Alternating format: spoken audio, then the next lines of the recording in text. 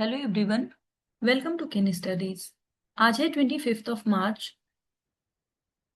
और आज के करंट अफेयर सेशन में हम जिन टॉपिक्स को कवर करेंगे वो टॉपिक्स हैं cabinet committee on security, then हम कोलेरू लेक के बारे में, प्राकृतिक 2026 के बारे में देखेंगे, प्रोजेक्ट 17A के बारे में देखेंगे, हाल ही में कैस्पियन सी काफी चर्चा में रहा है इसके बारे में देखेंगे और लास्ट में हम देखेंगे लिपू लेक पास के बारे में।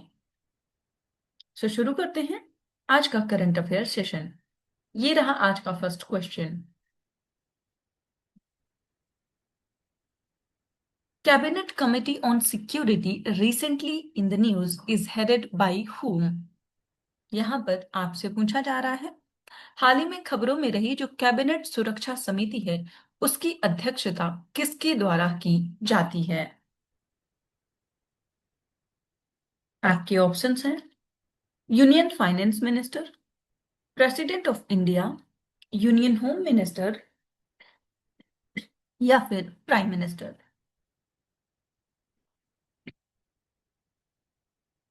और इस क्वेश्चन में आपका करेक्ट ऑप्शन हो जाएगा option D. So cabinet committee on security जो है ये हेड किया जाता है बाय प्राइम मिनिस्टर। आप देख सकते हैं।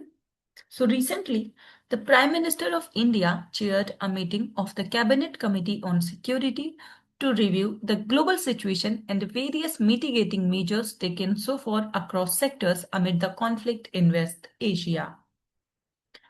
ये जो कैबिनेट कमिटी ऑन सिक्योरिटी है it is headed by the prime minister and it is responsible for important discussions and decisions on defence policy, expenditure and matters related to national security.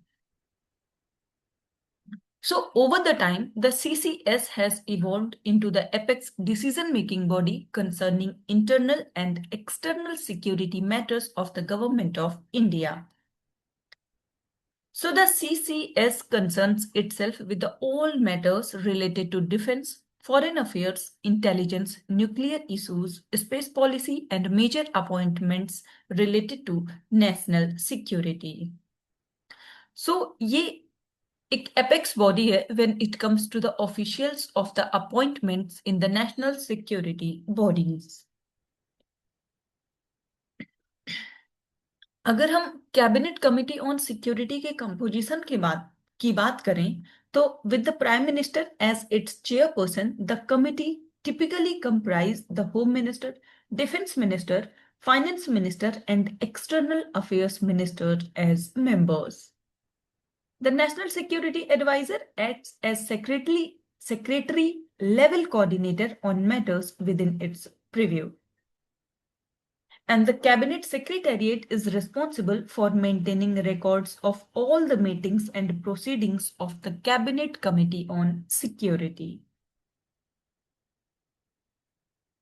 बढ़ते हैं next question की ओर।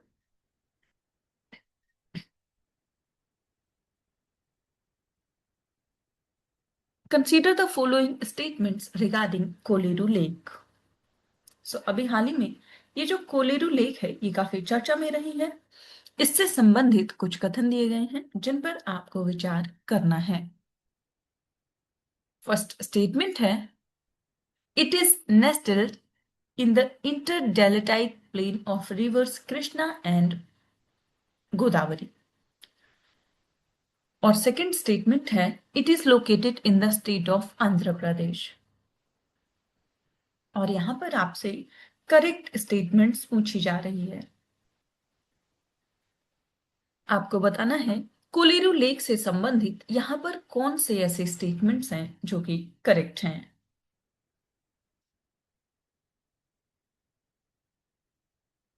और इस question में आपका correct option हो जाएगा option C. यहां पर ये दोनों ही स्टेटमेंट्स करेक्ट हैं। आप देख सकते हैं। कोलेरू लेक जो है ये अभी हाल ही में चर्चा में रहा because according to the environmental activist the Kolleru lake has suffered a sustained and measurable decline in its ecological health during the last 50 years। इस लेक के बारे में अगर हम बात करें तो ये एक शैलो लेक है located in the state of Andhra Pradesh and it is nestled in the interdeltaic plain of river Krishna and Godavari near the city of Iluru and serves as a natural flood balancing reservoir for these two rivers. So this lake is also known as the peerless fisherman's paradise and bird's heaven. This lake receives water from four rivers, namely Budameru, Ramileru, Tamileru, and Irakavala. So this lake empties its water into the Bay of Bengal through an outlet called Uputera. The lake was declared as a wildlife sanctuary in November 1999 and it was designated as a wetland of international importance in November 2002 under the International Ramsar Convention. तो आप ध्यान रखेंगे हाल ही में चर्चा में रही ये जो कोलेरू लेक है ये रामसर साइट्स के तहत भी मेंशन्ड है।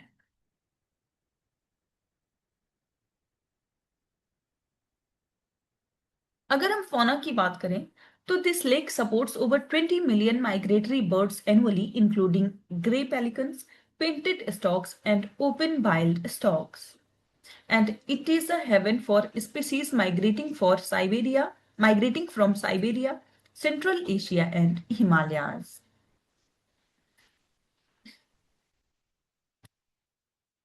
बढ़ते हैं नेक्स्ट क्वेश्चन की ओर।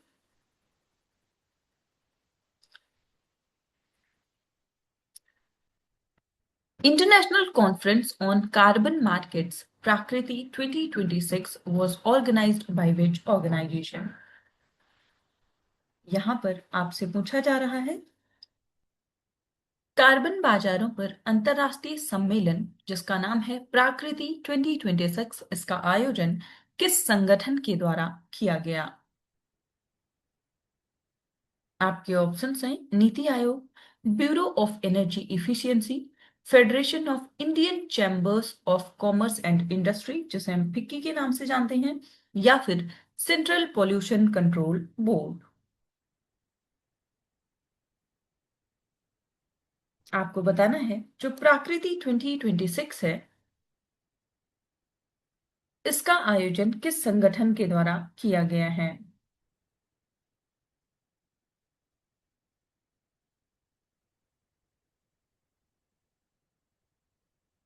और इस क्वेश्चन में आपका करेक्ट ऑप्शन हो जाएगा ऑप्शन बी। सो इसका आयोजन किया गया है ब्यूरो ऑफ एनर्जी इफिशियंसी के द्वारा। आप देख सकते हैं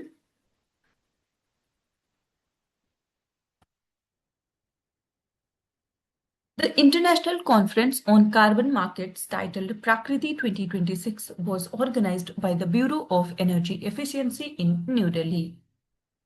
So the event marked the launch of the Indian Carbon Market Portal जो कि है www.indiancarbonmarket.gov.in for market administration। और जो थीम है इस कॉन्फ्रेंस की वो है unlocking carbon finance for NDC implementation through global partnerships and digital pathways. The conference focused on the carbon credit trading scheme which already has 9 notified methodologies and 40 plus registered entities. So emission targets have been notified for approximately 490 entities across 7 energy-intensive sectors, and the 3Cs framework emphasizes credibility, capital, and collaboration to drive clean technology investment. इसके साथ ही bureau of energy efficiency की बात करें तो हाल ही में ब्यूरो ऑफ एनर्जी इफिशियंसी ने under the ministry of power celebrate किया है अपना 25th फाउंडेशन डे। सो ये जो bureau of energy efficiency organisation है ये एक स्टैट्यूटरी बॉडी है जो कि वर्क करती है under the ministry of power and it is responsible for promoting energy efficiency and reducing energy intensity across sectors of the Indian economy. इसको establish किया गया 2002 में और इसका हेडक्वार्टर है न्यू दिल्ली इंडिया में। बढ़ते हैं नेक्स्ट क्वेश्चन की ओर।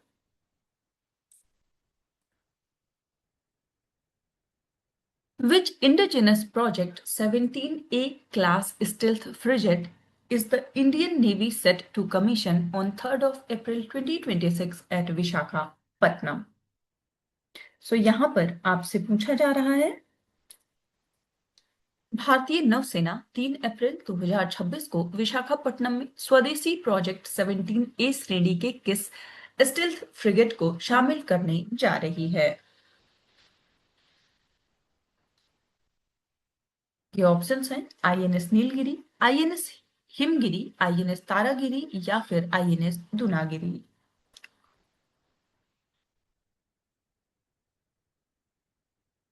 और इस क्वेश्चन में आपका करेक्ट ऑप्शन हो जाएगा ऑप्शन सी। सो ये है आईएनएस तारागिरी। आप देख सकते हैं। So the Indian Navy will commission its fourth project 17A stealth frigate Taragiri in Visakhapatnam on 3rd of April 2026. So Taragiri जो है, it belongs to the project 17A which are follow one of the Shivalik class frigates with improved stealth features. And it was built by Majgaon Dock Shipbuilders Limited, Mumbai with over 75% indigenous content. So the vessel weighs approximately 6,670 tons and uses a combined diesel or gas propulsion system. So it is designed with a reduced radar cross section to make it harder to detect by enemy sensors and equipped with supersonic surface to surface missiles, medium range surface to air missiles and advanced anti-submarine warfare.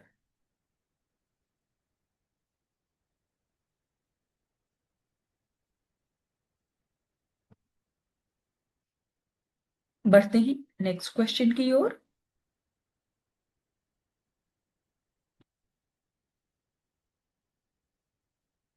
Consider the following statements regarding Caspian Sea.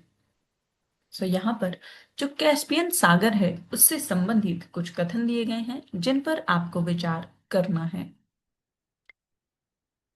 First statement है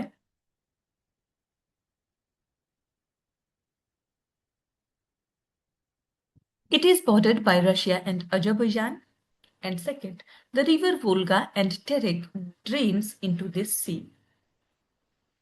और यहां पर आपसे correct statements पूछी जा रही है। आपको बताना है कैस्पियन सी से संबंधित यहां पर कौन से ऐसे स्टेटमेंट्स हैं जो कि करेक्ट हैं।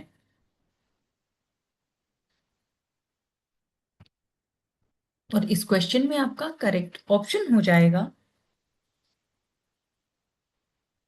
Option C. सो यहां पर ये दोनों ही स्टेटमेंट्स करेक्ट हैं। आप देख सकते हैं। सो ये जो कैस्पियन सी है ये रिसेंटली चर्चा में रहा because recently the Israeli military confirmed that its fighter jets carried out strikes on several Iranian naval vessels in the Caspian Sea. So ये जो Caspian Sea है, it is the world's largest water body that is enclosed or bordered by the land on all sides. And it is located between Asia and Europe. The sea's name derives from the ancient Caspi peoples who once lived in Transcaucasia to the west. So अगर हम Caspian सी की bordering countries की बात करें तो it is bordered by Russia and Azerbaijan to the west, Kazakhstan and Turkmenistan on the north and east, and Iran on the south. So the composition of the water of the Caspian Sea also varies from almost fresh in the northern parts of the lake to saltier in southwards. The three major rivers, the Volga, Ural, and Terek, empty into the Caspian from the north. इसके साथ ही अगर हम cities की बात करें तो Baku the capital of Azerbaijan is the largest city on the Caspian. Another important city along the Caspian is Iran's Naushad. So it is also known for its abundance of energy resources like oil and natural gas reserves in offshore fields and onshore on the coast of the sea. So आप ध्यान रखेंगे हाल ही में चर्चा में रहा ये जो कैस्पियन सी है, ये अपना बॉर्डर शेयर करती है 5 कंट्रीज से। बढ़ते हैं नेक्स्ट क्वेश्चन की ओर।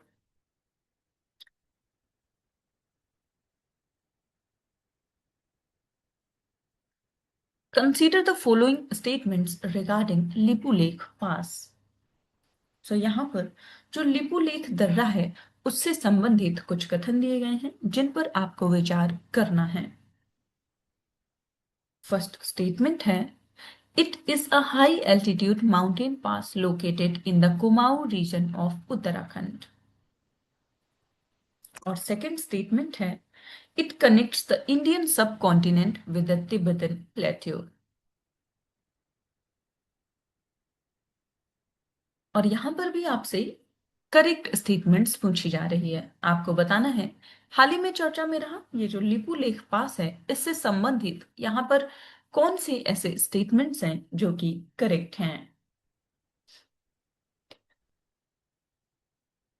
और इस क्वेश्चन में आपका करेक्ट ऑप्शन हो जाएगा ऑप्शन सी। सो यहाँ पर दोनों ही स्टेटमेंट्स करेक्ट हैं।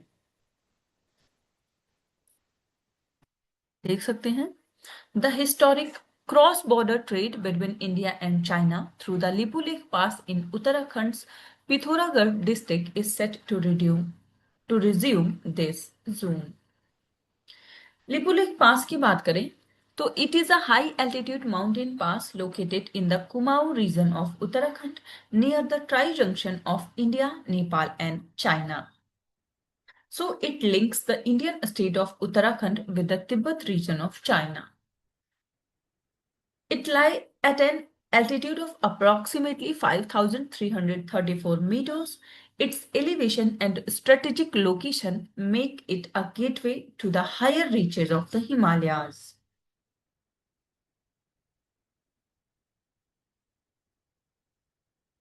So it is the first Indian border post opened for the trade with China in 1992. अगर हम अदर पासेस की बात करें तो this Lipulekh Pass is followed by the opening of Sipkila Pass in Himachal Pradesh in 1994 and then Nathula Pass of Sikkim in 2006. अगर हम ancient trade routes की बात करें तो Lipulekh pass has been utilised for centuries as a trade route connecting the Indian subcontinent with the Tibetan plateau. इसका religious significance भी है because it is a key corridor for the Kailash Mansarovar yatra and it plays an important role in connecting border communities, especially tribal groups such as the Bhotias who depend on the cross-border trade. तो आप ध्यान रखेंगे हाल ही में चर्चा में रहा जो लिपुलेख पास है ये स्थित है उत्तराखंड में।